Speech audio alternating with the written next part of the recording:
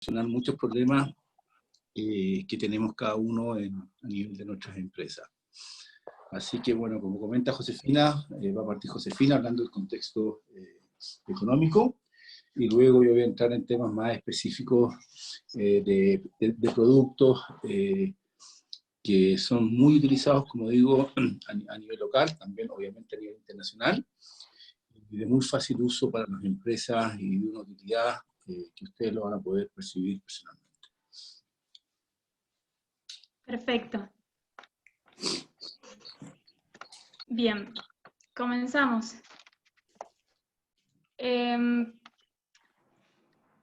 Antes de empezar, quería comentar que, como todos nos encontramos en un mundo globalizado, que actualmente nos permite estar conectados desde sus casas, pudiendo compartir y ver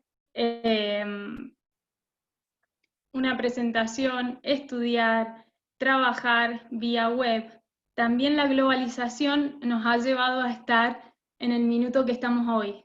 ¿Sí? Hemos llegado al punto, creo, más alto de la globalización, ya que hoy nos encontramos en una pandemia que se expande rápidamente, y así como se ha expandido en temas de salud, se expande los temas económicos rápidamente de un país a otro, tanto los problemas como las soluciones. Debido a ello, vamos a empezar a ver un diagnóstico de cómo se encuentra Chile con sus diferentes indicadores. Vamos a ver las posibles soluciones o remedios que está dando cada banco central, cada economía a su propia economía y los efectos que tienen en el mundo. ¿Ok? Bien. A modo de inicio, vemos que el índice de precios al consumidor de mayo fue de menos 0,1%, ¿sí? Y acumulado en 12 meses fue de 2,8%. ¿Sí? El índice de actividad mensual económica en Chile se ubicó en un 14,1% negativo en el mes de abril. Esto es un indicador que está afectando notablemente la actividad económica del país, que se esperaba que para mayo esta situación cambiara, este índice estuviera entre un 13% y un 17%, y la cifra de mayo se ubicó en un 15,5%, un dato que fue dado el día de ayer, negativo. Bien, los economistas esperan que la actividad económica de Chile se recupere a los niveles que estaba precrisis recién en el 2023 totalmente, que vuelva a tener el impulso que tenía hasta el momento antes de la pandemia y del estallido social. El Fondo Monetario Internacional estima una contracción del Producto Interno Bruto de Chile en un 4,5% para el año 2020, y diversas fuentes lo estiman entre un 2 y un 4,8% de contracción del PIB durante el 2020. Si se llega al grado más alto de la pandemia, se espera que la contracción sea de un 8 o un 8,5% del PIB durante este año. Si pasara eso, estaríamos en niveles no vistos desde el año 1982, cuando el PIB se contrajo sobre el 11%. Bien, ya pasada la pandemia, y esperemos que así sea, en el corto plazo se espera que en el 2021 el PIB aumente en un 5,3%. Adicional a ello, el gobierno está ingresando un montón de medidas para paliar y para mejorar el estado de esta situación. Ha ingresado un plan de emergencia de aproximadamente, una propuesta, ¿sí?, por un plan de emergencia de 10.000 millones de dólares, la cual se espera que los 3.000 millones de dólares ingresen en el 2020 y 7.000 millones de dólares sean para el 2021. Este plan todavía está en aprobación. Lo que sí se encuentra aprobado actualmente es una línea de crédito flexible con el Fondo Monetario Internacional por aproximadamente 24.000 millones de dólares. Esta línea tiene un plazo de 2 años y tiene una disponibilidad de liquidez tanto al corto como al largo plazo.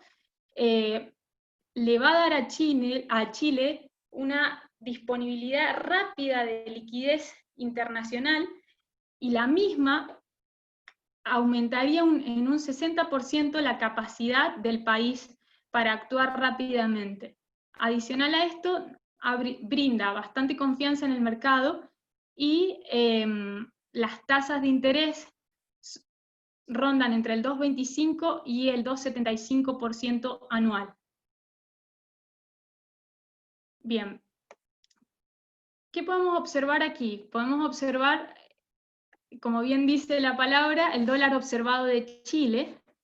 El dólar observado es el promedio ponderado de todas las operaciones que se transaron de compra-venta de divisa en los diferentes bancos y que sale publicado el día posterior, ¿ok?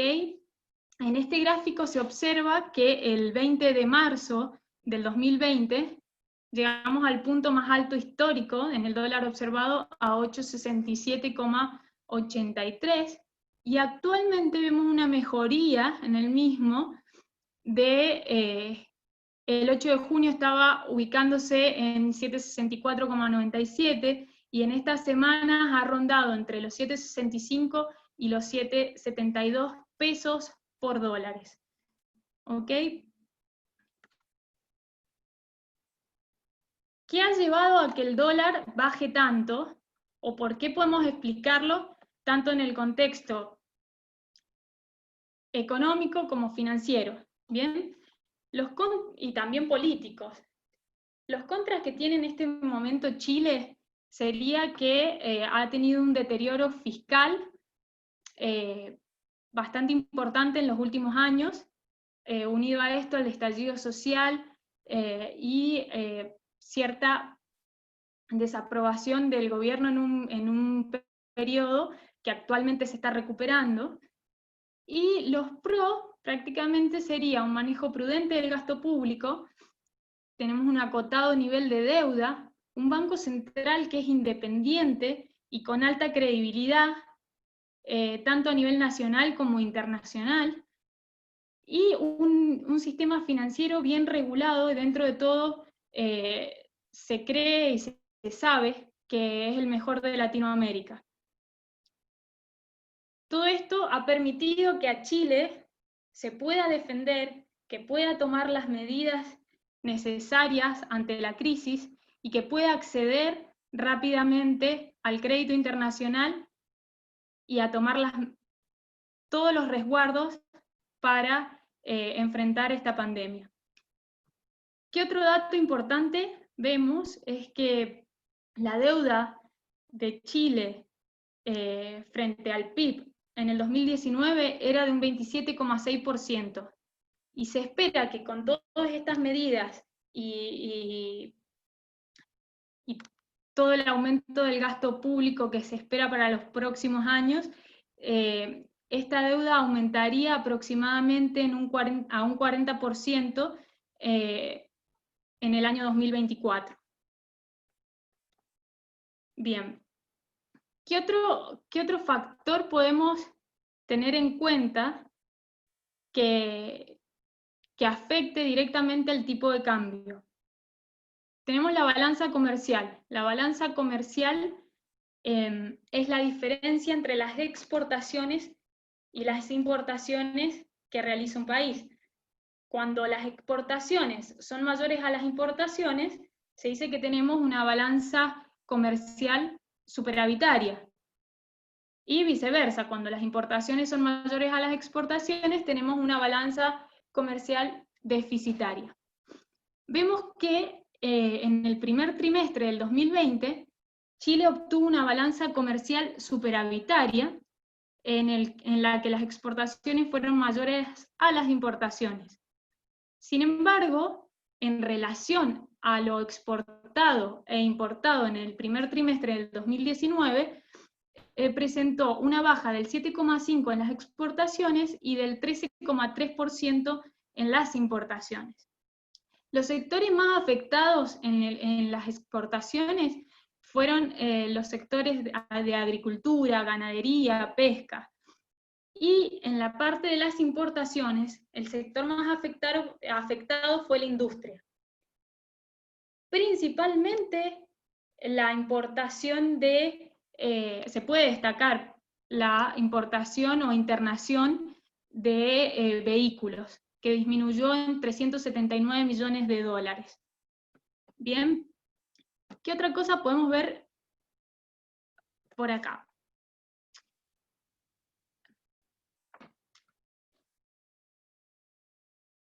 Viendo en contexto esta situación, los términos de intercambio de Chile se han visto poco dañados debido a que el dólar y el cobre se encuentran en niveles estables. El cobre no ha bajado en gran medida como lo ha hecho el petróleo y los derivados del mismo. Entonces, los países que tenían indexadas sus economías al petróleo se han visto totalmente afectados. ¿Qué otro factor ayudó a que el dólar esté en los niveles que está ahora?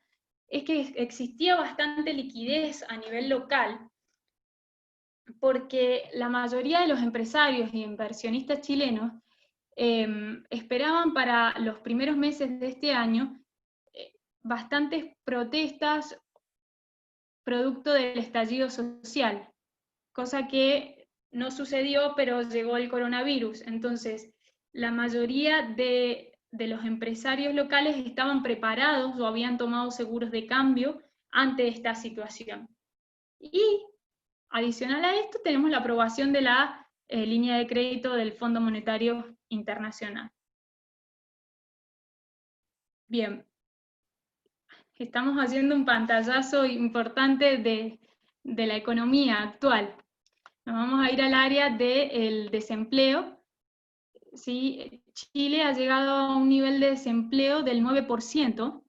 Se dice que cuando una economía se encuentra bajo el 7% de desempleo, se dice que está en pleno empleo, que es una economía sana, en la cual se puede invertir, se puede llegar a generar buenos ingresos y que está en funcionamiento constante, que no está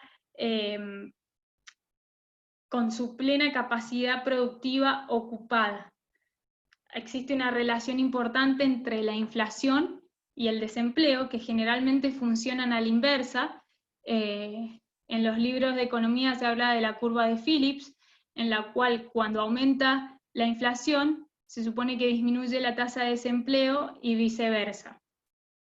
Actualmente, Chile acaba de superar el 7% de desempleo y se ubica en una tasa del 9%.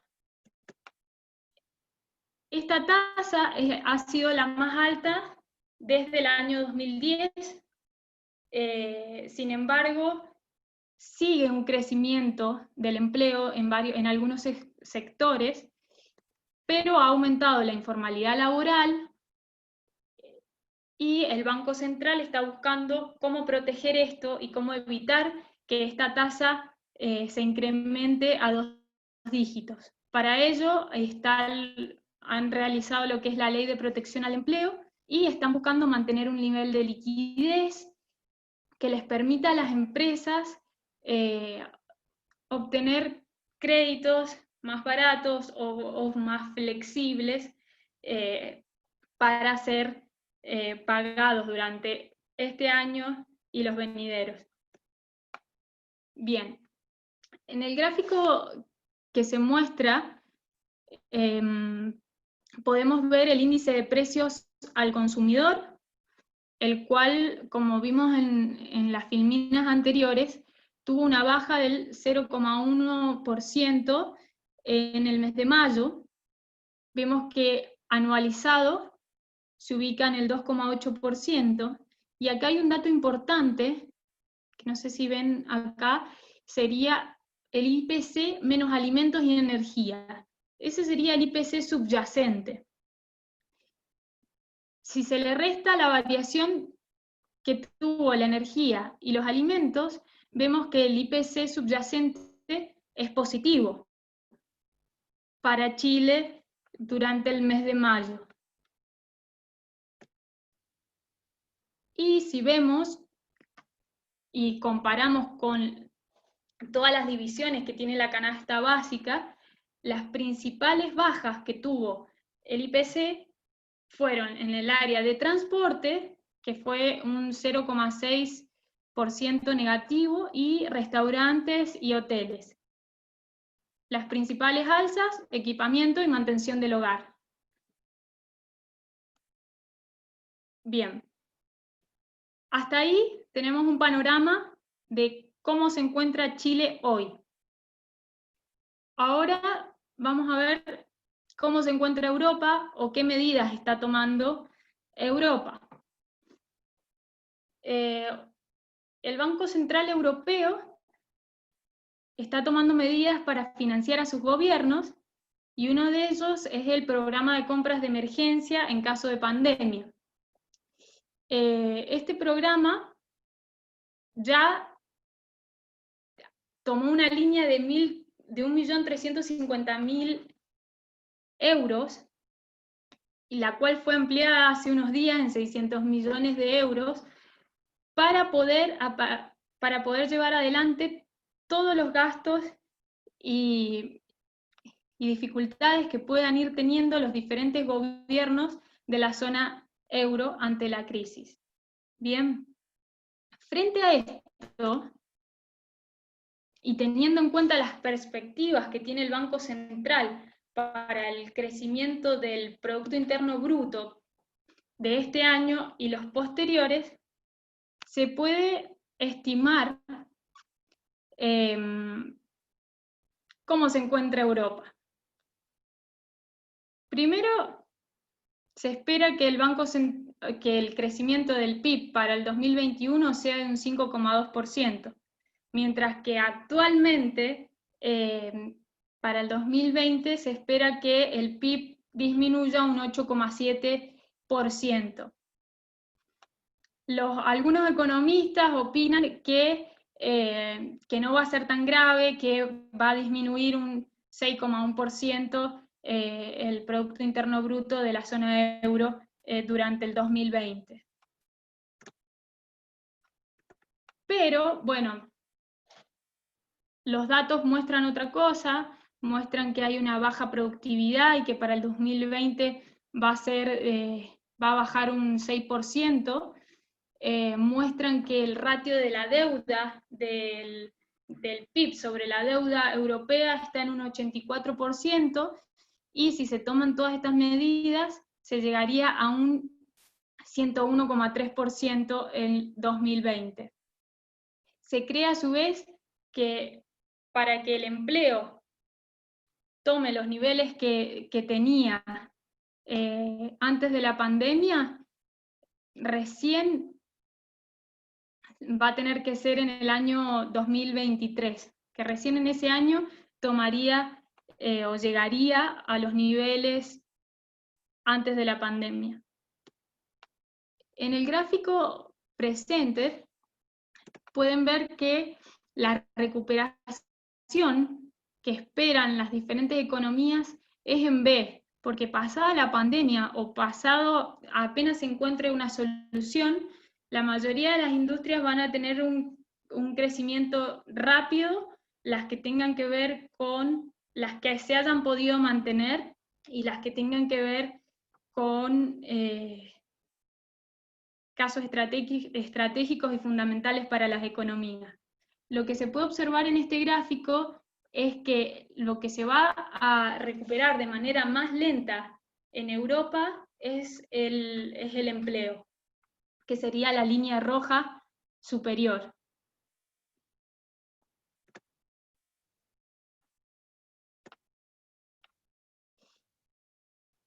En este gráfico se está mostrando lo que sería el euro observado en relación al peso chileno. ¿Ok? Acá en Chile, para comprar euros tenemos que pasar por el dólar, ¿sí? Ya que la cotización en este momento del euro está en torno a 1,13, 1,14 dólares. Por ende, la cifra entre el peso chileno y el euro nos da estos niveles. El 10 de marzo del 2020 se llegó a un euro observado de 964 pesos por euro, y actualmente estamos en torno a los 8,63. Sin embargo,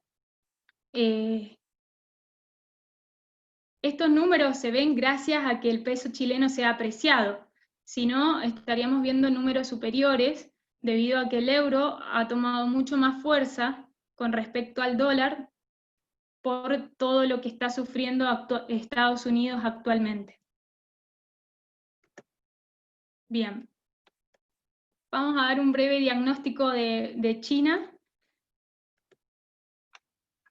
Solo vamos a mostrarles dos indicadores importantísimos, con datos que no se habían visto a nivel histórico.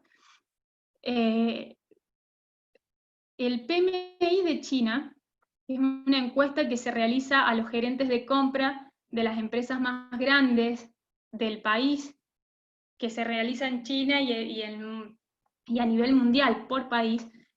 En el mes de febrero de este año llegó a 40,3.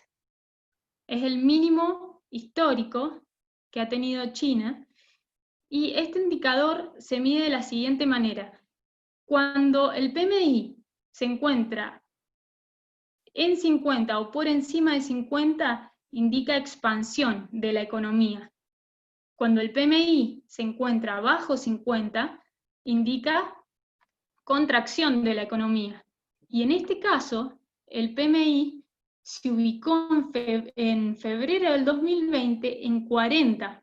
Siempre que se encuentre bajo 42, indica recesión.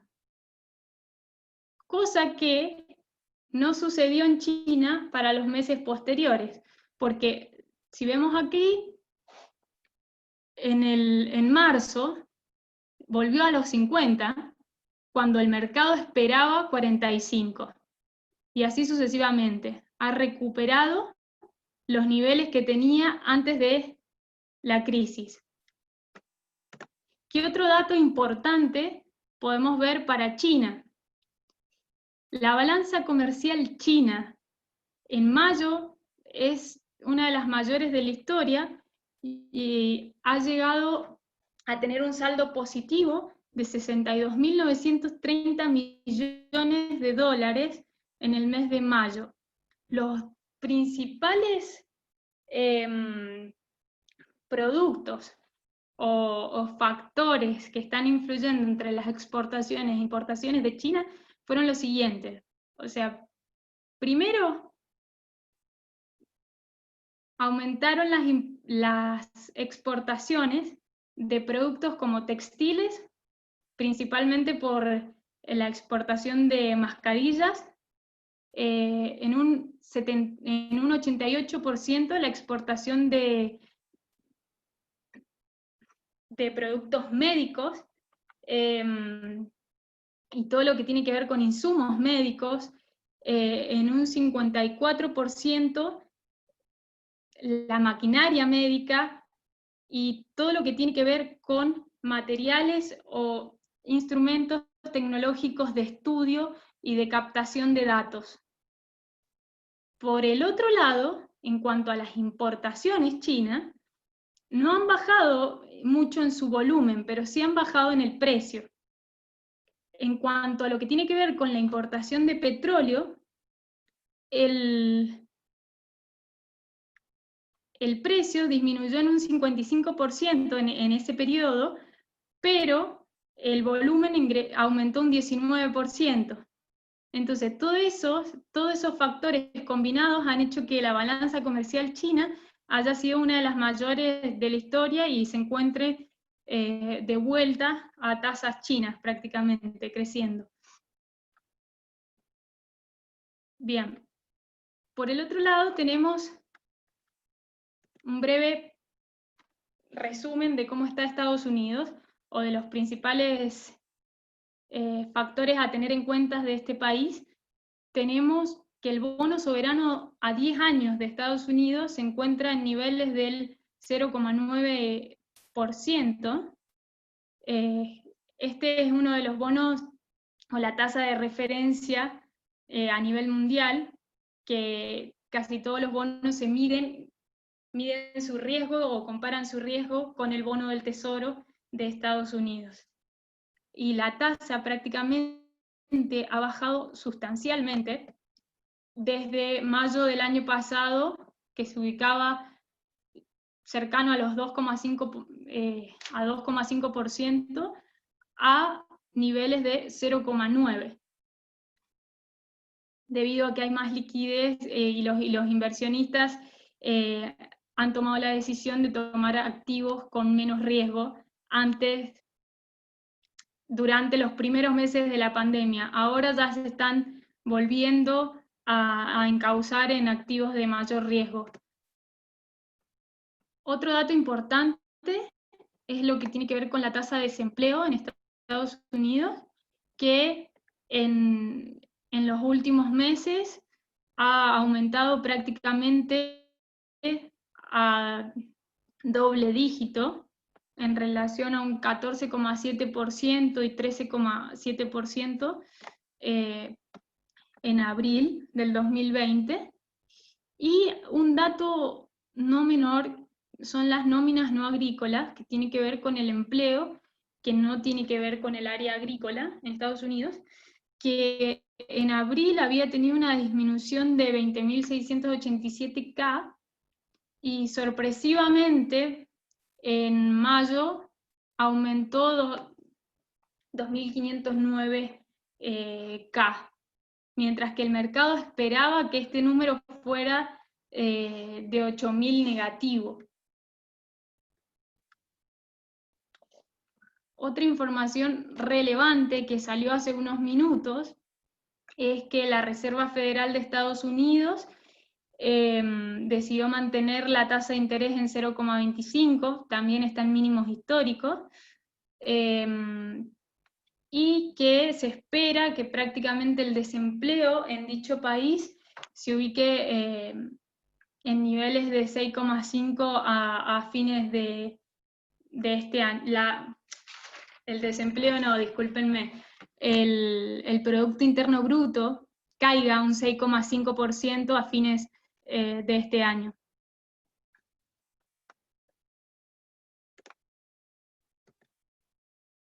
Bien. Les voy a dar un breve pantallazo de cómo se encuentran algunos commodities, y ya le dejo el lugar a Carlos para hablar de los derivados y los forwards.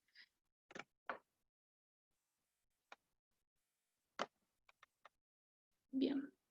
El petróleo, el WTI, cayó aproximadamente un 32% en los últimos 12 meses, y hay que destacar un dato importante, que el 3 de julio del 2008 el petróleo se ubicaba en niveles de $145 por barril, y actualmente, o sea, hace unos meses, el 20 de abril, tuvo una baja a menos $36,98 por barril.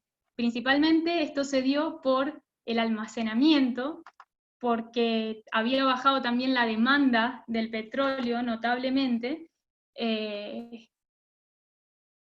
y el mismo, al no poder, las empresas al no almacenarlo, a ver si me ve Carlos.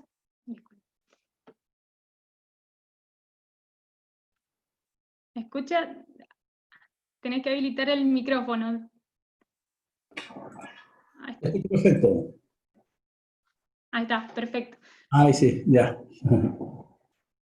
Bueno, prácticamente fue por un tema de almacenamiento que nadie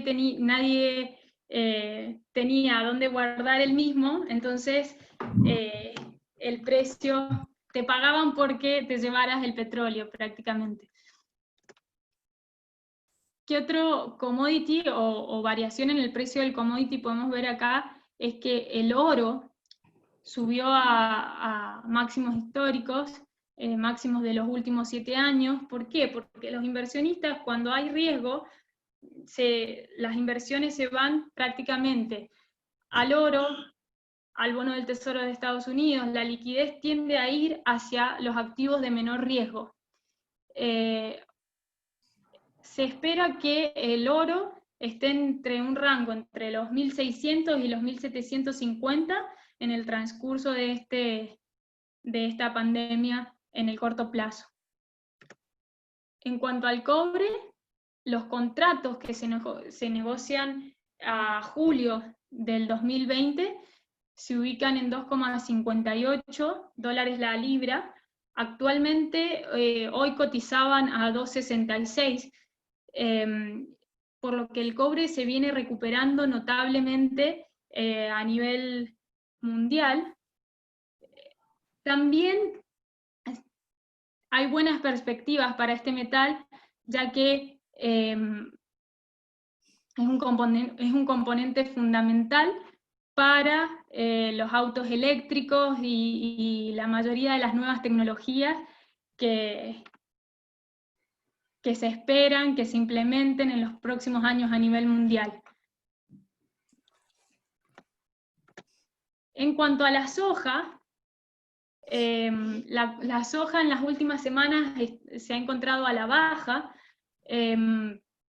ha cotizado aproximadamente a $8,64 el bushel, que son aproximadamente 27 kilogramos de soja.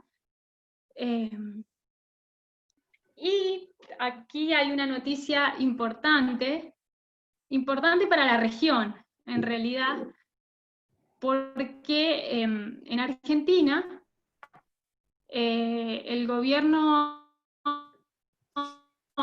ha decidido expropiar una de las principales exportadoras de granos del país, porque la misma tenía una deuda de 1.350 millones de dólares, y gran parte de esa deuda estaba contenida o sea, se la debían al Banco Nación del país y a diversos bancos adicionales. Entonces el gobierno busca tomar el control del 51%, y la mayoría de los economistas creen que lo haría de la siguiente manera, que tomaría parte de su deuda como parte de pago y al resto de los acreedores se les entregarían bonos del gobierno o de la misma empresa estatal. También otra de las medidas que se esperan es que esta compañía sea llevada adelante por YPF Agro. Pero esto ha dado un mal mensaje tanto al sector internacional, debido a que la Argentina está renegociando una deuda en la que debería indicarles a los inversionistas extranjeros, que el país no toma este tipo de medidas con las empresas que se encuentran en el país para que vengan más inversionistas, y la otra es que tiene que pagar una deuda a la cual está renegociando y va a comprar o adquirir una empresa. ¿Con qué plata? Bueno, esa es la pregunta y es el principal problema que está viviendo en este caso Argentina. Esta es una de las tres empresas más grandes en lo que tiene que ver en granos y producción en soja a nivel país. Bien, ahora les voy a dar la entrada a Carlos.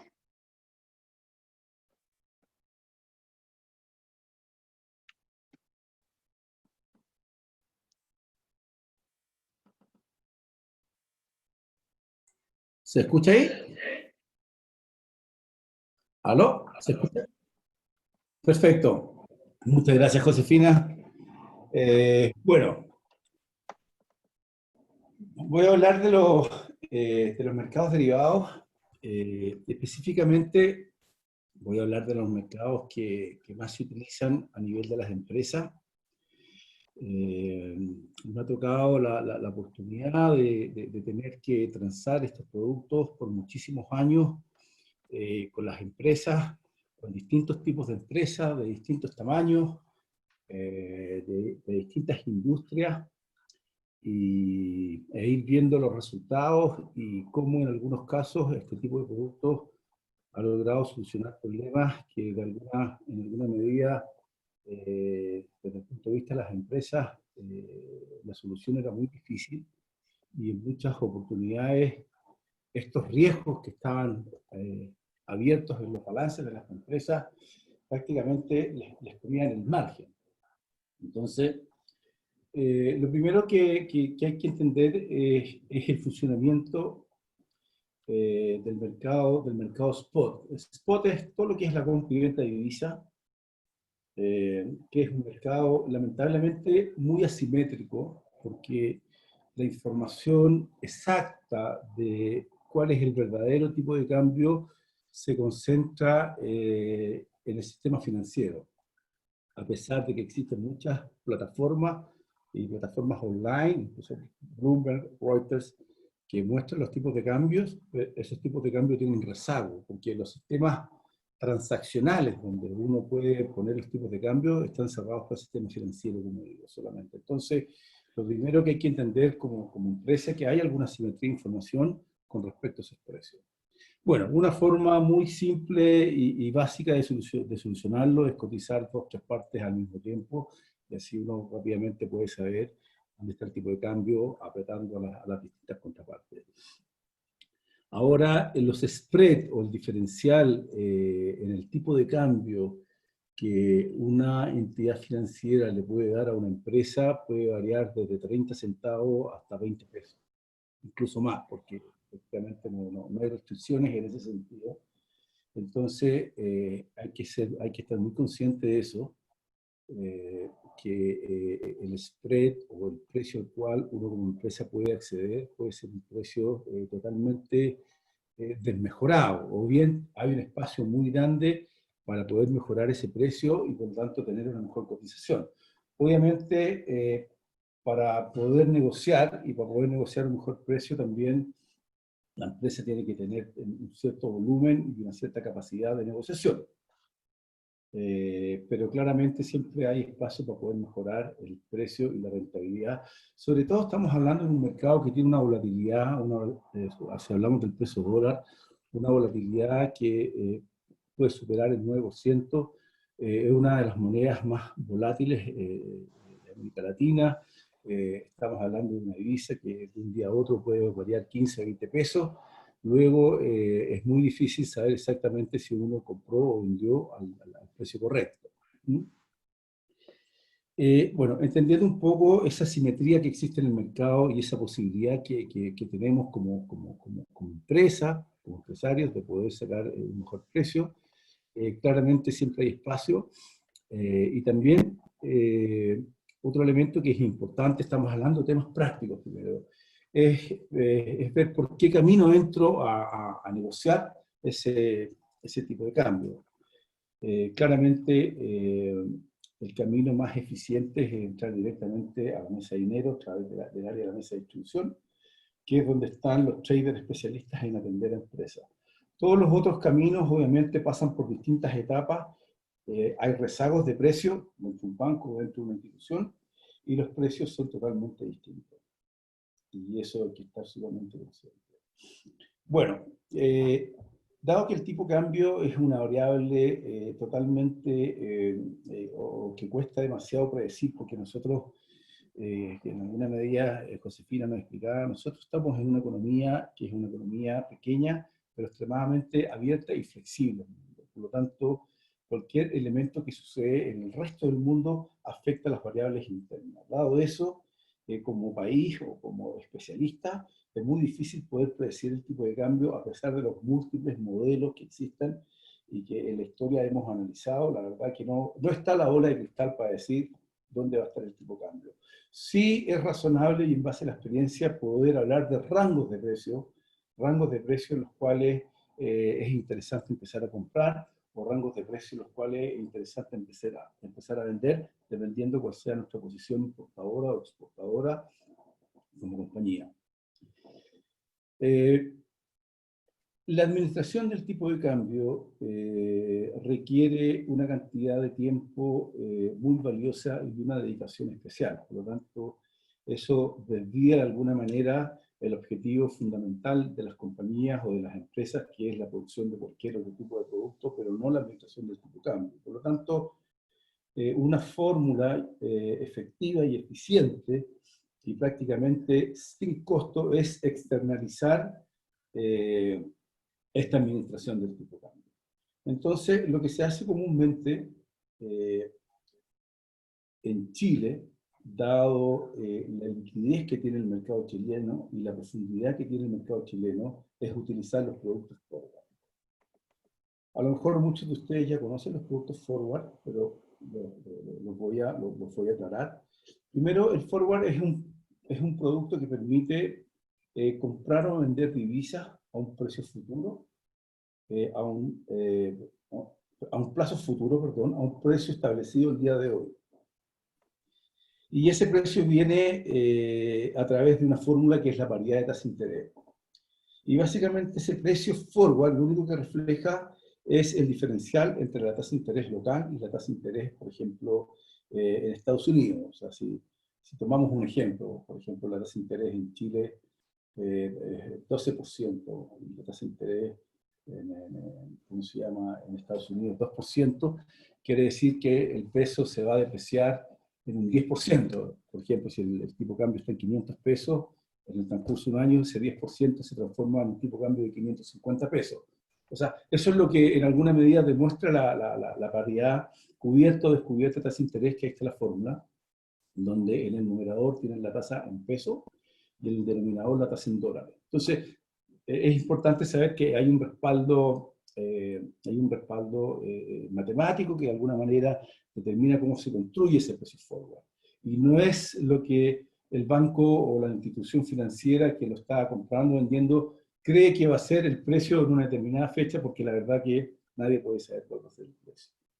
Entonces, esa fórmula obviamente va determinando el tipo de los precios forward, y claramente estos precios forward, dependiendo del plazo, van cambiando, porque tanto la tasa de interés local en pesos, que básicamente se utilizan las tasas, que son las tasas libres de riesgo, como las tasas de interés en dólares, van cambiando a través del tiempo. Como ustedes pueden ver hoy día, las tasas de interés a nivel local están casi en cero, y por lo tanto eso ha hecho que los puntos forward hoy día se coticen incluso a tasas negativas o a precios negativos, es decir, menos 2 pesos, menos 3 pesos, menos 50 centavos, etc. Pero como digo, esto puede ir variando y no es fijo, incluso también varía durante el día, pero claramente la volatilidad que tienen las tasas de interés es infinitamente inferior a la volatilidad que tiene el tipo de cambio, lo cual hace que los puntos forward o el precio forward durante el día podría estar relativamente estable con una muy baja variación. Ahora, ¿por qué hago tanto hincapié en los productos forward? Porque a mí me tocó vivir la experiencia desde que estos productos no eran conocidos en el mercado, hasta el nivel de que estos productos eran utilizados por lo menos por el 85 o 90% de nuestros clientes. Porque lo primero que nada, cuando uno el mercado financiero o el mercado derivado está lleno de productos y está lleno de nombres exóticos, y creo que como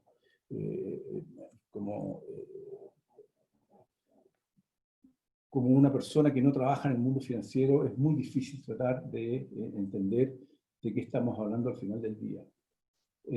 Por lo tanto, lo primero que uno tiene que tomar en cuenta es la liquidez o la profundidad que tiene nuestro mercado. Porque si un producto se transa en un mercado profundo o se transa en un mercado líquido, quiere decir que el volumen de transacciones es muy grande, es muy alto. Y si el volumen de transacciones es muy importante, los niveles de precios van a ser demasiado ajustados. O sea, la diferencia entre el bid, que es el precio de compra, y el offer, que es el precio de venta, va a ser tremendamente ajustado. Como por ejemplo, en el mercado financiero, la diferencia entre el precio de compra y el precio de venta pueden ser 10 centavos, por ejemplo. Pero si el mercado no fuese profundo o no fuese líquido, esa diferencia podría ser 5 pesos, 10 pesos, 20 pesos o cualquier cosa, porque hay muy pocos compradores y hay muy pocos vendedores. Ahora, en Chile, simplemente en Chile se transan más de 5.000 millones de dólares diarios en forward. Imagínense el volumen, 5.000 millones de dólares diarios. Y en el resto del mundo se transa un volumen que es al menos el doble, porque tanto los forwards se transan a nivel local, como también se transan en distintas bolsas fuera de Chile, donde yo podría decir que la principal es la bolsa de Londres. Porque también son productos que obviamente se utilizan con dos objetivos. Uno, el objetivo que yo considero que se debería utilizar desde el punto de vista de las empresas, que es para eliminar un riesgo. Y el segundo objetivo, que lo utiliza una parte importante del mercado, es para especular. Por ejemplo, a este precio, a cierto precio me conviene comprar, y una vez que suba vendo, o viceversa, y con eso puedo hacer una utilidad, que es una práctica muy común del mercado financiero. Ahora, ¿por qué es importante? Porque si nosotros hablamos del balance, por ejemplo, de una empresa importadora o el balance de una empresa exportadora, claramente son empresas que cuando no utilizan estos productos, están expuestas 100% al riesgo de tipo de cambio. Y muchas veces esa variación en el tipo de cambio claramente puede superar o puede comer un margen de un 20, 30, 40% de una empresa, y puede causar un daño irreparable en los resultados de la compañía, existiendo la solución de poder haberse anticipado y haber podido fijar el tipo de cambio.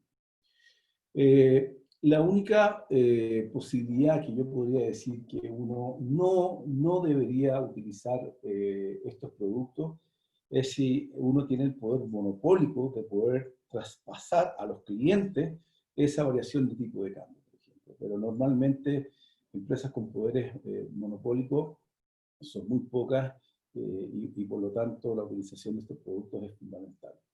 Por ejemplo, si nosotros hablamos pensemos, por ejemplo, en las empresas exportadoras, cuando el tipo de cambio está en niveles sobre 850 pesos, lo más razonable era poder fijar un porcentaje o la totalidad de las ventas de esa empresa a un tipo de cambio similar a 850 pesos. No necesariamente hay que, o cuando uno parte con estos productos, tiene que hacer el hedge del 100% del descalce que tiene en su balance. Hay que partir con un porcentaje para ver cómo funcionan, pero sí poder fijar el tipo de cambio y poder olvidarse.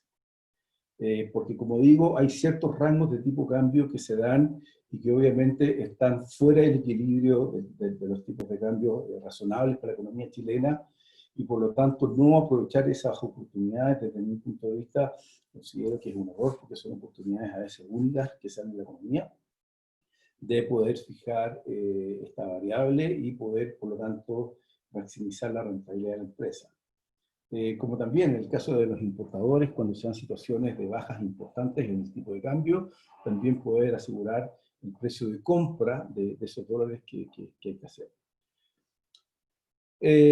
Como digo, hay muchos productos en el mercado, y vamos a hablar de otros productos que pueden cumplir la misma función, pero si ese producto no tiene la profundidad, no tiene la liquidez, no tiene la flexibilidad que tienen los forward, claramente va a ser un producto que va a ser más complejo y va a ser, por lo tanto, más caro y va a ser menos conveniente que este producto en particular. Además, desde el punto de vista de un banco, donde trabajé muchísimos años, cuando un banco, por ejemplo, le va a otorgar un crédito a una compañía y esa compañía está expuesta en su balance al riesgo de tipo cambio, un analista de riesgo lo primero que va a pensar, bueno, si cambia el tipo de cambio, probablemente esta empresa tenga problemas y no va a poder pagar los créditos. Entonces, el concepto de que estos productos son productos de riesgo es todo lo contrario, o sea, son productos para eliminar el riesgo. Si es que uno lo utiliza como herramientas de hedge o de calce. Son productos de riesgo cuando uno los utiliza para especular, como digo, para comprar porque creo que va a subir o para venderse porque creo que va a caer el precio. Pero cuando se utilizan como producto de hedge, lo único que hacen es dejar en una misma moneda los activos y los pasivos dentro del balance. Ahora, una cosa es entender el producto, saber para qué sirve, y lo segundo es la estrategia de implementación de los forward, que eso es una segunda derivada que es importante entender, porque estos productos funcionan, por ejemplo, hago un contrato en el cual voy a comprar $1 millón al 30 de septiembre, no sé, por dar un precio, a 800 pesos. Entonces llega la fecha, llega el 30 de septiembre, llega la fecha de vencimiento. Primero quiero decir que al inicio solamente se firman los documentos. En algunos casos hay que poner un margen de garantía, en otros casos no, pero es un margen que obviamente se devuelve. Bueno, llega la fecha de vencimiento y hay dos posibilidades de materializar o de confeccionar el vencimiento de este forward. Uno es por compensación, que es comparar el precio de 800 con el dólar observado, que el observado es el promedio de las operaciones del día hábil anterior, el promedio de todas las transacciones que calcula el Banco Central. Obviamente es un promedio que está estresado, donde quita todas las operaciones o saca todas las operaciones que son fuera de mercado, porque existen incentivos perversos de afectar el dólar observado. Luego es un benchmark o un parámetro bastante creíble para poder comparar el precio. Y si, por ejemplo, no sé, si, bueno, compré 800 y el observado terminó en 850, por decirlo alguna cosa, claramente compré más barato que el observado y esos 50 pesos se me devuelven. Si por el contrario, el observado fue, por decir alguna cosa, es 780 y esos 20 se los tengo que devolver a la contraparte. Entonces, se hace una compensación solamente por el diferencial entre el precio forward que se fijó al inicio de la operación contra el observado que se publicado el día de vencimiento de la operación. Esa es una forma de materializar los forward. Y otra segunda forma de materializar estos productos es a través de la entrega física. Simplemente llega la fecha de vencimiento y yo compro esos dólares a 800 pesos y por lo tanto pago los pesos equivalentes y recibo el $1 millón. Eso es la entrega física. Ahora, normalmente un porcentaje importante, podría decir sobre el 85% de las operaciones en este mercado se hacen por compensación, básicamente porque el volumen de caja que se maneja es claramente inferior a lo que es la entrega física, porque la entrega física hay que mover el 100% del nocional, o sea, el $1 millón y el equivalente en pesos al $1 millón, mientras que por compensación solamente la diferencia. ¿Y por qué sucede esto? Porque en el mundo real muchas veces la fecha que teníamos fijada para comprar un producto o para vender un producto se trasladó una semana, se trasladó un mes, etcétera, etcétera. Y esa falta de certidumbre hace que el efecto, a lo menos en la caja de la empresa, sea muchísimo menos perjudicial cuando es por compensación. Ahora, para efectos prácticos y efectos financieros, hacerlo por compensación o por entrega física no tiene ninguna diferencia. Simplemente, y lo que estoy explicando es por la incertidumbre que tienen las compañías con respecto a la fecha precisa y exacta en la cual se va a materializar esta transacción en la fecha de vencimiento. Como digo, estos productos en algún minuto, cuando se empezaron a difundir, podría decir que esto fue a fines de los 90, solamente eran productos que se utilizaban por empresas grandes. Hoy en día se utilizan por empresas de todos los tamaños, empresas grandes, medianas, pequeñas. La PYME utiliza muchísimos de estos productos y claramente, como digo, permiten de alguna manera externalizar el riesgo de tipo de cambio para las compañías. ¿Y por qué digo que no tienen precio? Porque cuando uno... ¿qué se necesita para poder cerrar estas operaciones? Obviamente firmar un contrato, que hay un contrato marco, que es un contrato de condiciones generales, que es un contrato que es similar y casi el mismo que utiliza todo el mercado financiero, y después firmar un contrato por cada operación específica, pero no hay ningún tipo de comisión adicional. Simplemente, en algunos casos, la contraparte pide alguna garantía, una garantía que puede ser un 5, un 10, un 15%, pero que es una garantía o un margen inicial, que obviamente cuando se termina la operación, eso se devuelve a la compañía. Es como una especie de seguro ante la posibilidad de que la compañía no pueda pagar la compensación o la entrega física de estas operaciones. Pero no hay ningún otro tipo de costo asociado a estas transacciones. Y por otro lado, la cantidad de empresas que ofrecen estos productos es prácticamente todo el mercado financiero ofrece estos productos.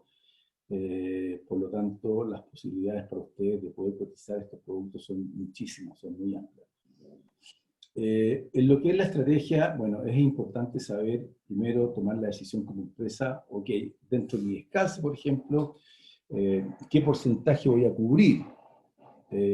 Porque quizás en alguna medida sí tengo la posibilidad de poder traspasar algo de tipo cambio a precios a los clientes, porque la industria se mueve de manera conjunta, entonces quizás no voy a traspasar, no voy a hedgear o no voy a hacer forward por el 100%, sino que voy a hacer forward por el 70% o el 50% o algún porcentaje de mi descanso. Lo otro también que es importante saber es la fecha de vencimiento, porque si es que tampoco tengo certeza de que esa operación de compra o esa operación de venta se va a materializar, por ejemplo, el 30 de septiembre, porque se puede trasladar a octubre, se puede anticipar, muchas veces esa operación conviene dividirla en distintos plazos. Eso tiene un nombre en finanzas que se llama forward asiático. Y cuando uno lo divide en distintos plazos, tiene el beneficio de poder redistribuir o disminuir la compensación contra un solo precio, porque no es lo mismo comparar el precio forward contra el dólar observado del 30 de septiembre que comparar el precio forward contra el dólar observado del 30 de septiembre, del 5 de octubre, del 8 de octubre, etcétera, etcétera. Entonces, al final del día, uno compara el precio forward con distintos tipos de dólar observado y de alguna manera logra promediar, dada la volatilidad que tiene el tipo de cambio, el efecto de la compensación o el efecto de la entrega física en este tipo de operaciones. Como digo, es el producto más utilizado por las compañías. Desde mi punto de vista, es el producto más eficiente en términos de precio. Es un producto que, si bien es cierto, si entramos un poco en la matemática, a veces, que no es necesario por lo demás, podría ser algo un poco más complejo de entender, de dónde sale esa tasa en pesos, de dónde sale esa tasa en dólares, pero básicamente yo creo que casi mirando el diario y viendo por ejemplo, en el caso de la tasa en pesos, viendo los instrumentos del Banco Central, uno se puede dar cuenta de cuál es la tasa en pesos. O otro parámetro importante también para ver la tasa en pesos es la tasa TAP. La tasa TAP es el promedio de las tasas de captaciones más el encaje de los bancos, y esas tasas se informan en el Banco Central. Y la tasa en dólares, bueno, la tasa en dólares es un poco más complejo de utilizar, porque esa tasa en dólares que estaba en el denominador de la fórmula, parece que era 1 más la tasa en pesos, dividido por 1 más la tasa en dólares. Esa tasa en dólares es la tasa en dólares chilena, es el costo fondo en dólares en Chile. Entonces, una base general pueden ser las tasas en dólares en Estados Unidos, pero la composición es algo distinta y viene de otros productos financieros que se utilizan, los swaps, que vamos a hablar rápidamente porque veo que me quedan muy pocos minutos. Bueno, eso es lo que les puedo contar con respecto al producto forward. Claramente, esto es para hablar horas y horas y horas. Estamos tratando de traspasar información que se traspasa en muchas horas de clase, en pocos minutos, por lo tanto, estoy tratando de ir al punto más relevante. El segundo producto que es sumamente utilizado en el mercado son los swaps. Los swaps son productos que permiten transformar, por ejemplo, un bono que está emitido a una tasa UF, a una tasa, por ejemplo, en dólares, o una tasa nominal en pesos, o a cualquier tasa de interés. Entonces, estos productos se hicieron sumamente conocidos en las empresas. Primero, partieron por las empresas que compraban bonos emitidos en el mercado en Estados Unidos, compraban los 144 o los bonos de Yes, bonos de empresas chilenas emitidos en el mercado de Nueva York, pero que los querían denominar en moneda local, por lo tanto lo que hacían era transformar todos esos cupones que se pagaban en dólares a cupones que se pagaban en UF o en pesos. Y para eso se hacía una operación que era una operación swap, en el cual la empresa financiera se compromete a pagarle ese cupón en dólares, y la empresa productiva, se podría decir, que compró el bono, le paga la contraparte en pesos o en UF, por lo tanto, de esa manera queda expuesto a la moneda que uno quiere, como empresa, quiere quedar expuesto. Estos productos se han utilizado mucho en los créditos. Por ejemplo, el banco le puede ofrecer un crédito, no sé, a 3 años en una tasa a UF más, por ejemplo, puede ser alguna cosa, UF más 3, UF más 4, UF más 5, o le puede ofrecer el mismo crédito a UF más 3, por ejemplo. Pero para llegar a UF más 3 le va a ofrecer dos contratos. Primero, un crédito en dólares, y un swap que transforma ese crédito en dólares o ese pago en dólares a pagos en UF. Entonces, ya son dos productos. Estos productos han sido bastante utilizados y han sido muy vendidos. Lo único que hay que tener cuidado con esos productos es en el prepago. ¿Por qué? Porque las fórmulas de prepago, por los elementos o las curvas de tasas de interés, o las tasas de descuento que se utilizan para calcular esos prepagos, para el crédito y para el swap, son distintos. Entonces ahí se pueden encontrar con algunas sorpresas. Pero en la eventualidad de no haber ningún tipo de prepago, claramente es un producto sumamente atractivo.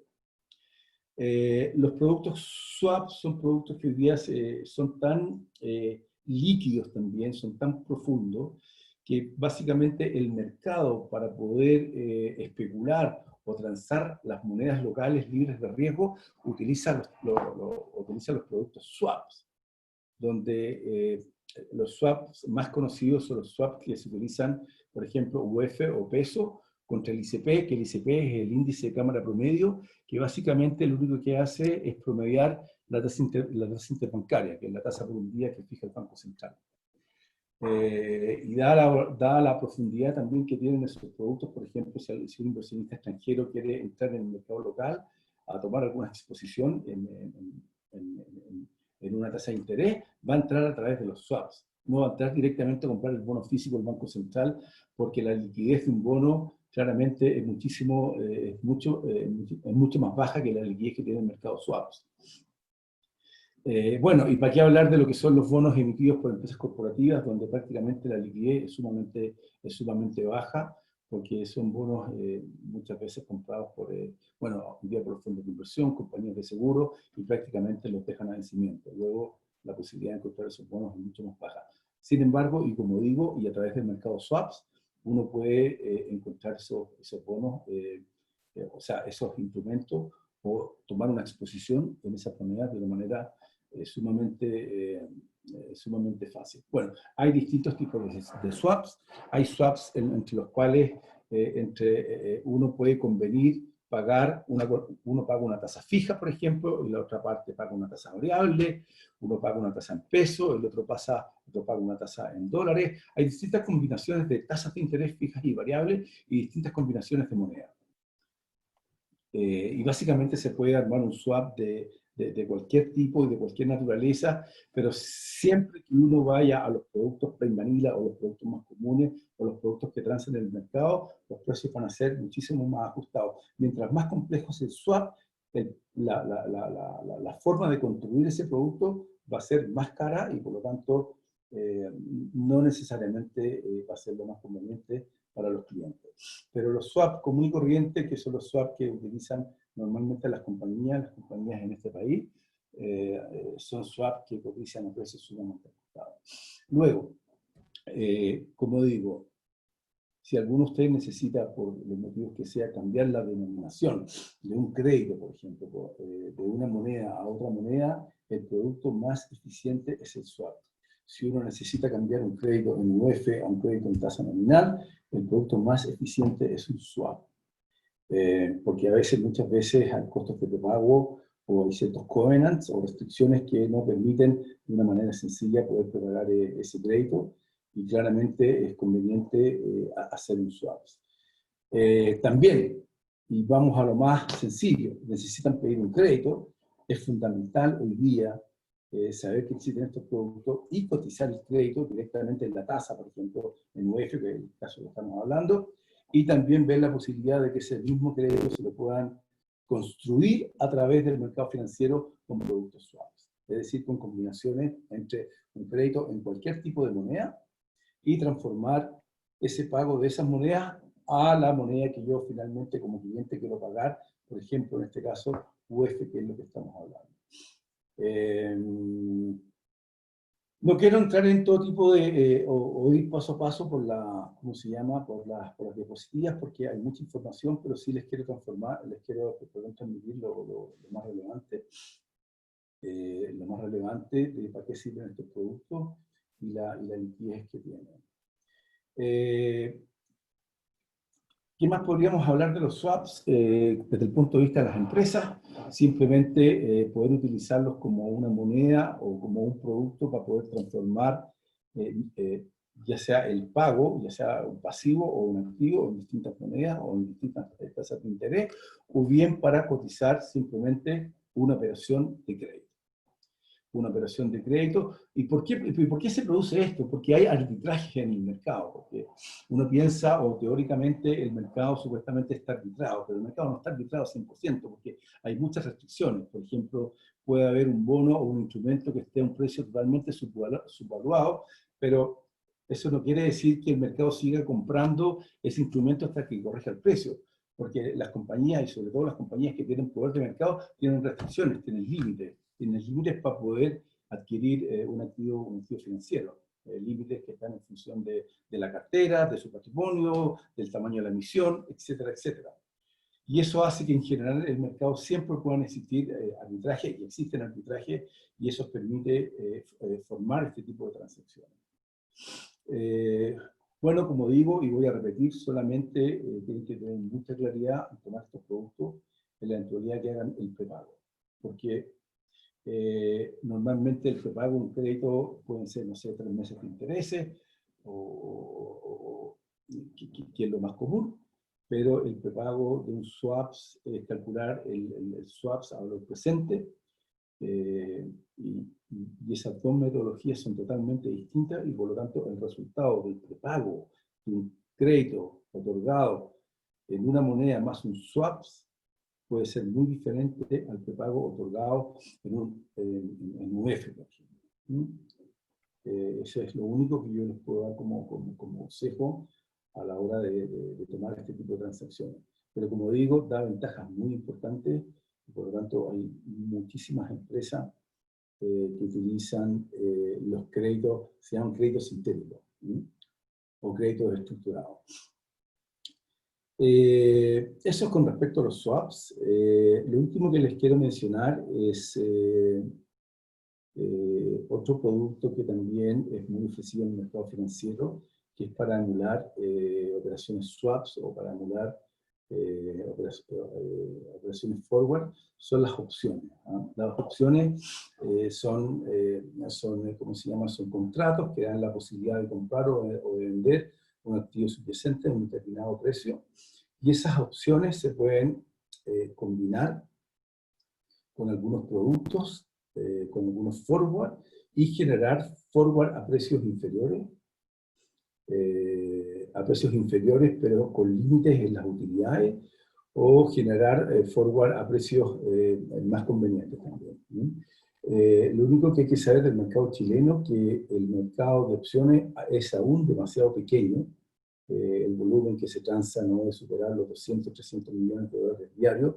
Por lo tanto, la diferencia, o lo que se llama en el mercado, que es la burbuja de volatilidad, la diferencia o el spread que tiene el mercado de opciones es demasiado alto todavía en lo que es el peso dólar, y desde mi punto de vista, si bien es cierto, es un producto que da una cantidad de alternativas y de flexibilidades muy interesantes. Por ejemplo, se pueden formar los collars, que los collars son bandas de precio, donde yo puedo comprar o vender dentro de una banda de precio establecida, y así hay una cantidad de estrategias infinitas que me permiten salir de lo rígido que puede ser un forward que compro o vendo a una tasa, o de un swap que hago un intercambio de monedas de acuerdo a una fórmula preestablecida en determinada fecha, a productos que tienen una flexibilidad o que me permiten una flexibilidad muchísimo mayor.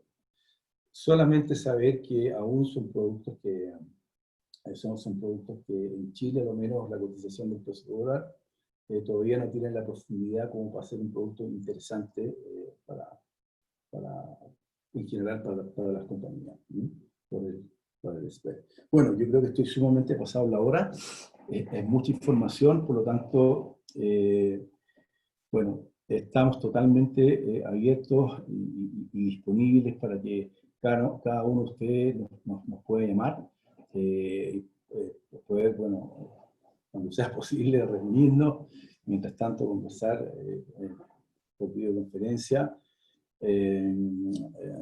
Como les cuento, nosotros de Josefina somos parte de Black Suite, que tenemos una alianza estratégica muy fuerte con Tempus, donde prácticamente en Black Suite vemos todo lo que son las transacciones de divisa y los derivados, y Tempus hace todas las operaciones de asset management, un family que lleva ya más de 15 años en el mercado, y bueno, con gusto los recibimos a ustedes y podemos seguir conversando y profundizando todo este tipo de productos y poder apoyarlos en lo que es el mercado financiero, que yo lo entiendo perfectamente, que estando fuera del mercado financiero no es fácil de entender,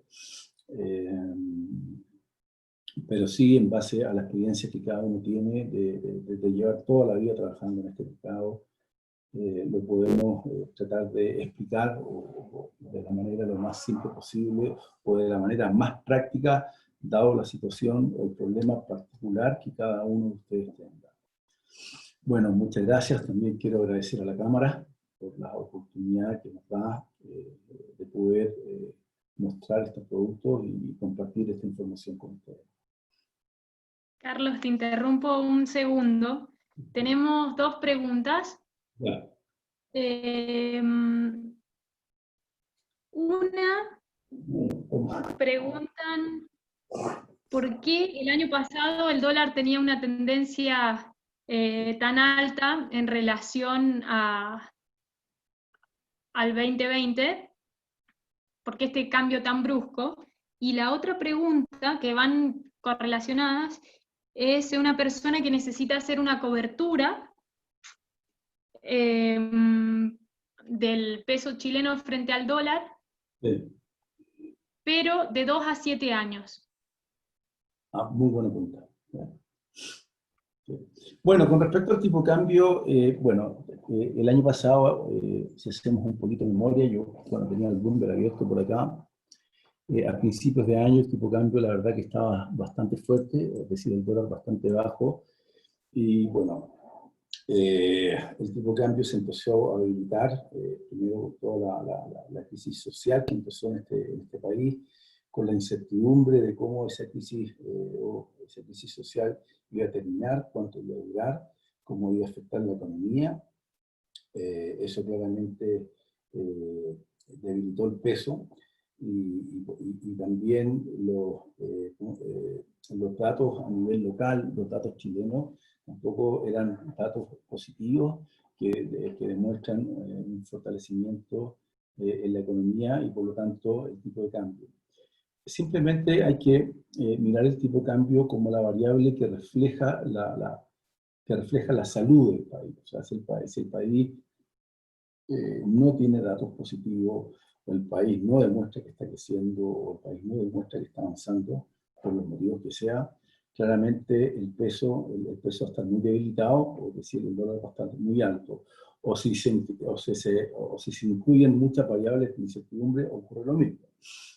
Y también entender que una cosa es el país y otra cosa es el mundo. Por ejemplo, lo que pasó ahora, que hemos tenido datos locales negativos, muy negativos, sin embargo el peso se ha fortalecido.